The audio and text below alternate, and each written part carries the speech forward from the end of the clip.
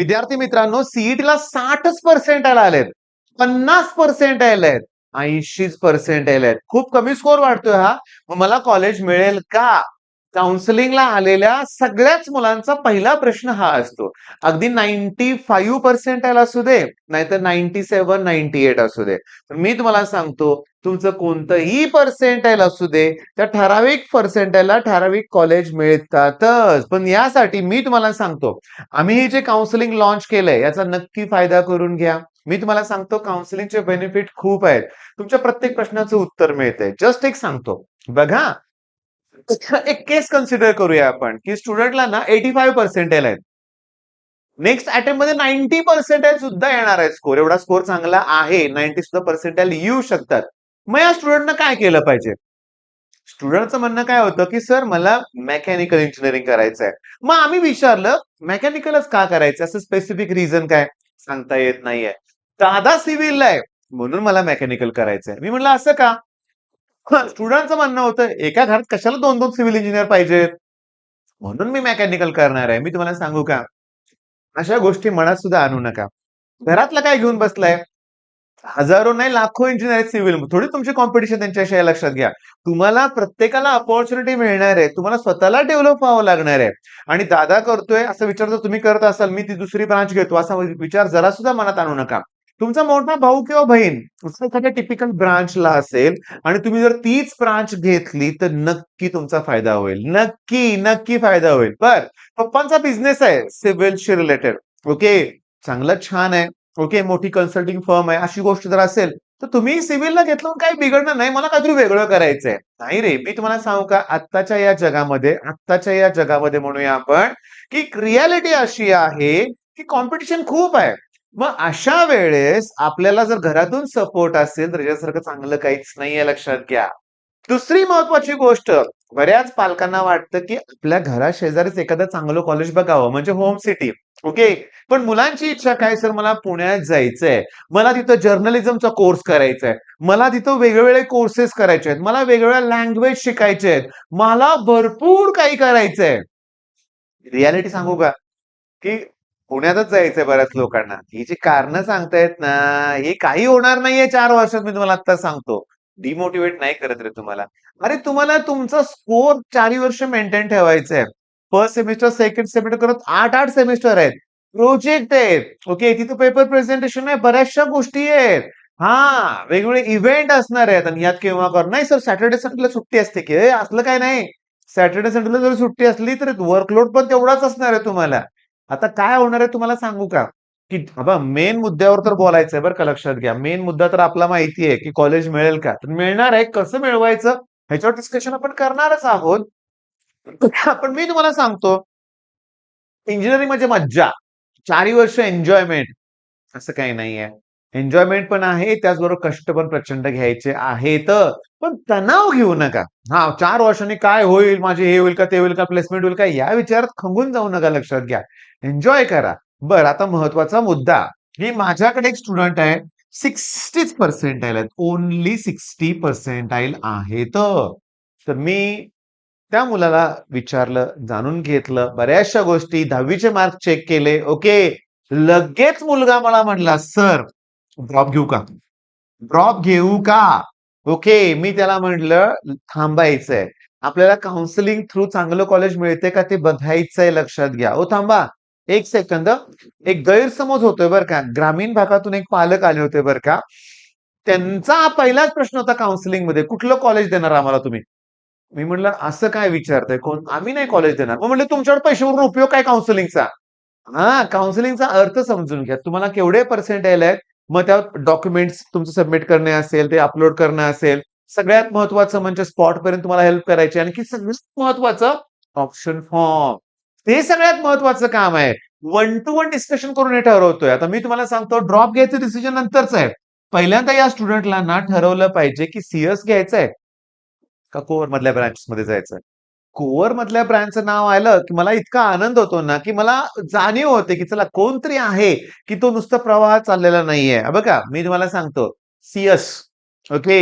मधल्या काळात ना आठवा थोडंसं व्हाईट हॅट ज्युनियर, कधी ऐकलंय का नाव? बायजूसचीच ती कंपनी होती. व्हाईट हॅट ज्युनियर म्हणूया आपण.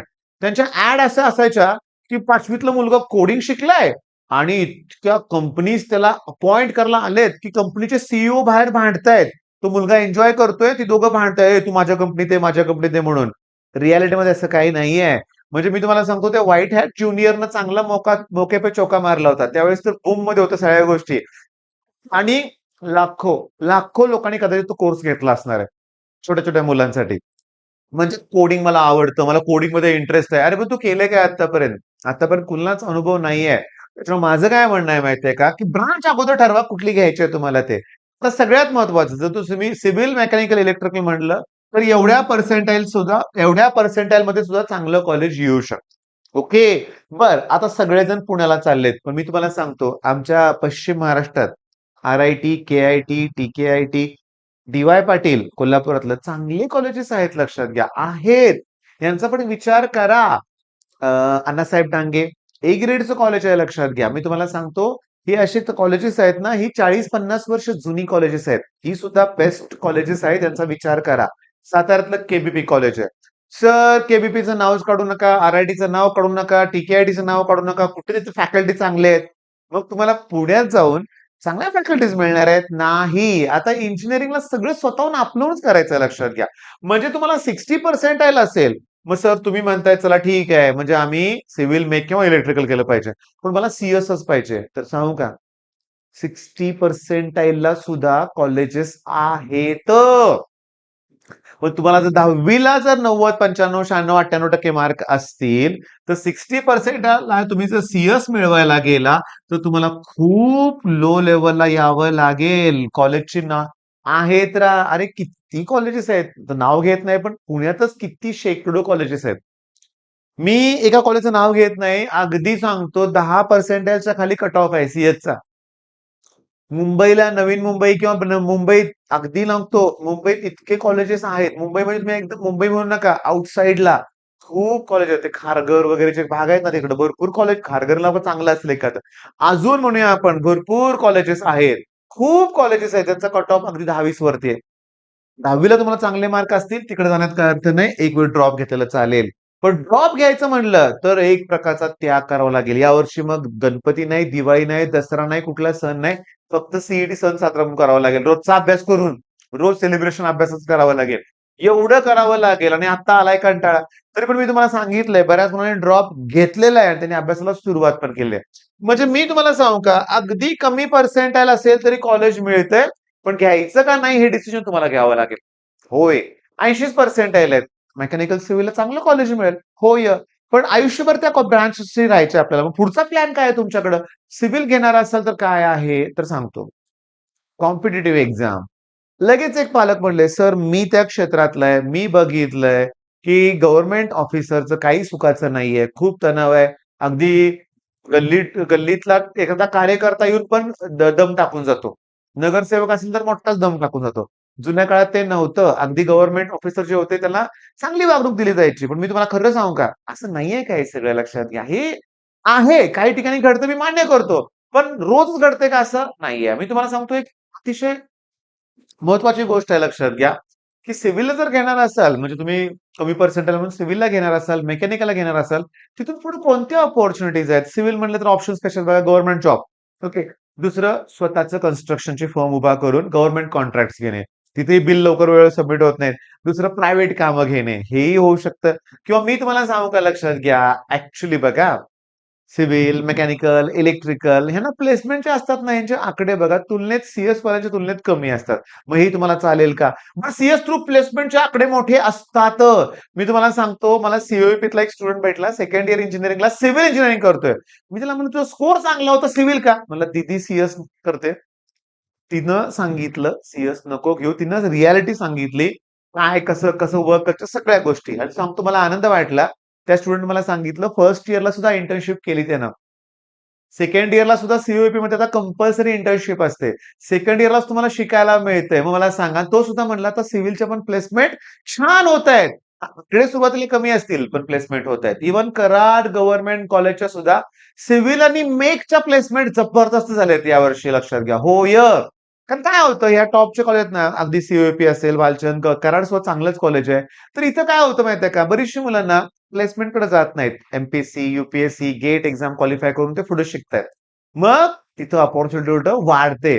मग या सगळ्या गोष्टींचा विचार करून तुम्हाला निर्णय घ्यायचा आहे बरं का, लक्षात घ्या. सगळ्या गोष्टींचा विचार करायचा आहे आणि मग डिसिजन घ्यायचा आहे. कितीही स्कोर असू दे, कॉलेज मिळणारच. फक्त कमी असेल तर कॉम्प्रोमाइज करावं लागणार आहे. तयारी आहे का? नाही तर ड्रॉप घ्या. घ्या ड्रॉप, काही हरकत नाही, लक्षात घ्या. पण ड्रॉप घेताना आपल्याला एक कॉन्फिडन्स म्हणजे स्वतःवर एक विश्वास हवाय. अगदी जगाशी युद्ध करावं लागणार आहे. रोज कदाचित टोमणे ऐकावे लागणार आहेत. ओके, हा पाहुण्यांचे. काय झालं, कसं झालं, असं का, तसं का? त्यातून बाहेर पडावं लागणार आहे, लक्षात घ्या. ओके. मग मी तुम्हाला सांगतो ड्रॉपर स्ट्रॅटेजी डिटेल मी घेऊन काही दिवसात, लक्षात घ्या. त्याचबरोबर तुम्ही काय करा, जर ड्रॉपच घेणार असाल किंवा रेग्युलर स्टुडंट असाल, पालक हा व्हिडिओ ऐकत असाल तर आपलं ऍप डाउनलोड करा, सह्याद्री ट्युटोरियल्स. डिटेल्स मी डिस्क्रिप्शन मध्ये देतोय. त्यावर मी 100 पेक्षा जास्त व्हिडिओ फ्री ठेवलेत. ते बघून अभ्यासाला सुरुवात करा. All the best.